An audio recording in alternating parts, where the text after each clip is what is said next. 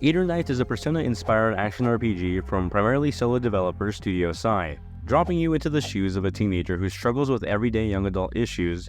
Their life is completely turned upside down when an otherworldly force threatens the balance of the world. With the spotlight seemingly on him, it's up to him and his new friends to save the world or die trying. Eternights is available now on PS4, PS5, and PC. Eternights stars you, a nameless teenage protagonist who's currently obsessed with setting up their new dating profile and getting themselves a date.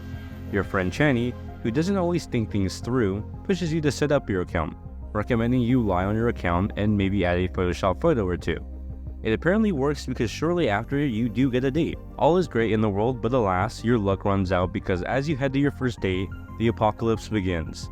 Suddenly a giant wall starts to appear in the middle of the city, people begin to die, and your arm gets cut off.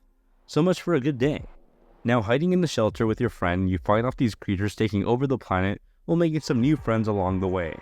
In many ways, Eternights feels like a slightly raunchier and darker Persona game. Some aspects of its storytelling land incredibly strong and others feel, well, like a game that's trying to recreate Persona, and it just doesn't do it justice. All in all, it wears its inspiration on its sleeve both for better and for worse. Where Eternights sets a name for itself away from its inspiration is in its full lean into being an action RPG. Rather than being a turn-based battle system, Eternights is all action hack and slash. It's not necessarily Souls-like, but it does adopt a battle system that rewards you for timely made dodges and blocks. You can attack enemies with a simple square button combo. Larger enemies with elemental shields require spell attacks to get knocked down, adding some much needed variety to the combat. That combat flow takes some time to liven up as new spells get added progressively. Timing a perfect dodge will give you a bullet time like slowdown with invincibility to land some extra damage on enemies. It's incredibly forgiving even on the harder difficulties, making the overall gameplay rather approachable.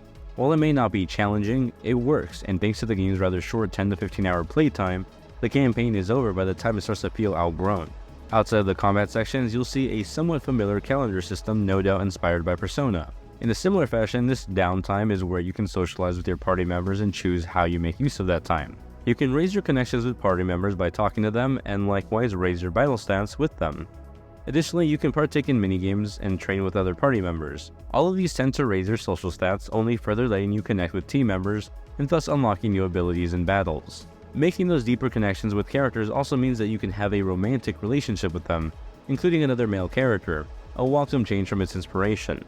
Conversations in these moments are actually well written with fun banter and tender moments. Sometimes the transitions between these moments are a bit abrupt, so the tonal shift can ruin lingering moments. The mix between social sim and action combat is interesting. It's not always executed well, but when it does, it's strong.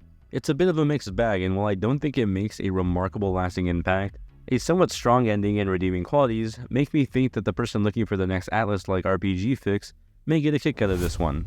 Like its gameplay, Eternights' presentation was another mixed bag in my eyes. Characters feel simple and bland, almost as if they're placeholders.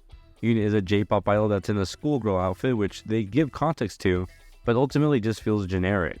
And wow, speaking of generic, our protagonist, I thought was an actual placeholder visual until after I named him, only to find out that's just how he looks. It just doesn't leave a lasting impression, which is weird because there's some really cool scenes in this game. For example, you get fully animated 2D cutscenes at times that look really good. I was pretty surprised to see that from a solo development team. Equally, you get these single illustrated visuals that aren't new to games in the visual novel genre, but in this game, they're animated and feel more premium.